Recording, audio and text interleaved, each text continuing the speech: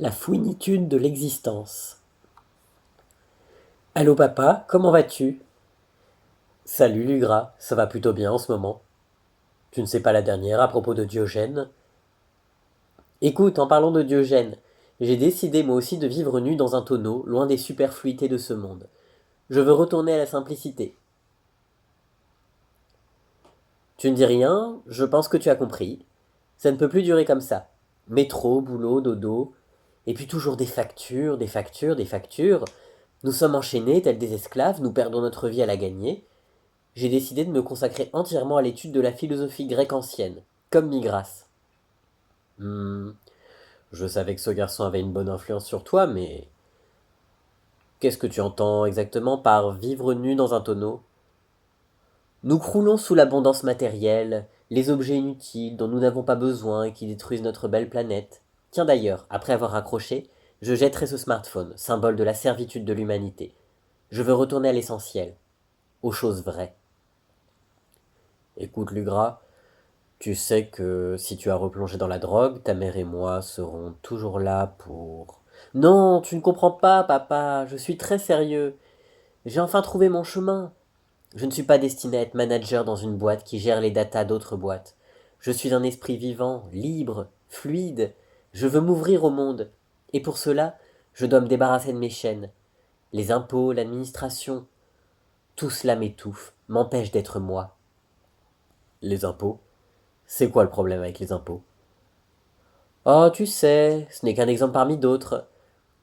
Voilà, on me réclame plus de 12 000 € suite à un sombre malentendu.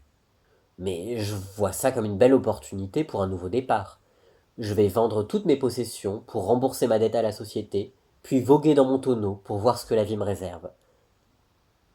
S'ensuit un long silence avant que son père ne reprenne. Bon, mon fils, c'est bien beau tout ça. Mais pense à ta mère. Elle va se faire un sang d'encre.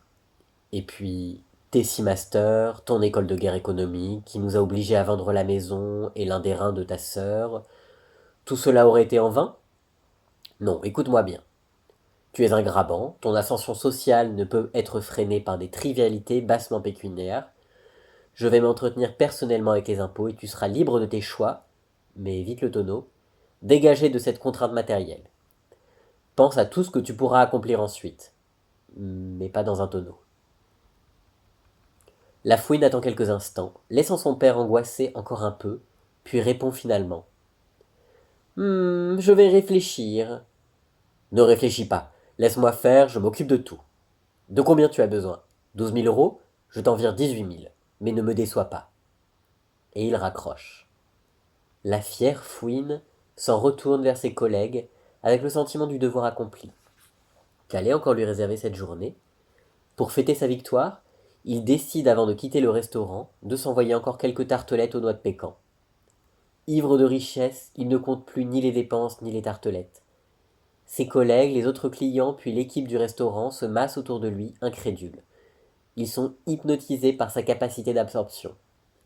Plus les tartelettes s'empilent, plus il en redemande.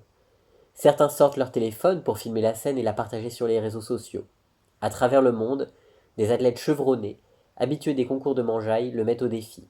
C'est à qui avalera le plus de hot-dogs, de hamburgers, de pizzas. Alors que tous tombent comme des mouches les uns après les autres, la fouine ne semble pas le moins du monde empli. Ses 4 estomacs et ses joues extensibles lui assurent la victoire sur les plus gros mangeurs de la planète. Elle devient rapidement un phénomène médiatique, la télévision s'en mêle, tous veulent obtenir une interview avec la fouine entre deux bouchées. La fouine continue son challenge depuis une semaine maintenant. Sa masse emplit le restaurant et le personnel se relaie jour et nuit pour la nourrir de tartelettes. 18 000 €. Combien de tartelettes cela pouvait-il représenter? Le cerveau embrumé par le sucre, la fouine l'ignorait. Tout ce qu'elle savait, c'est qu'elle voulait plus de sucre. Mais au bout de quelques jours supplémentaires à ce monorégime, les symptômes du scorbut, du diabète et de l'hépatite commencent à se manifester. La fouine est hospitalisée dans un état critique, bien qu'elle continue à réclamer ses tartelettes aux noix de pécan, le seul aliment qu'elle accepte désormais. Le temps passe. La fouine a pu sortir de l'hôpital, mais son foie a pris cher. La célébrité est repartie aussi vite qu'elle était venue. Personne ne le reconnaît dans la rue, plus d'interviews, plus de selfies. La Fouine sombre dans le désespoir. Sa seule obsession est de passer de nouveau à la télévision. Elle s'élance nue au milieu des stades de foot, pour cela, et se fait jeter manu militari. Sa famille et ses amis ne la comprennent plus. Ils voudraient qu'elle retourne à sa vie d'avant. Mais quelle vie était-ce? Que cette vie anonyme, grise, insignifiante? Elle préfère encore disparaître, vivre cachée. Elle s'est créé un petit nid douillet dans les égouts de Paris, et attrape à travers la grille des tartelettes qui tombent des mains des passants sortant des boulangeries. Tapie dans l'ombre, elle attend patiemment l'heure de sa vengeance. C'est Fouini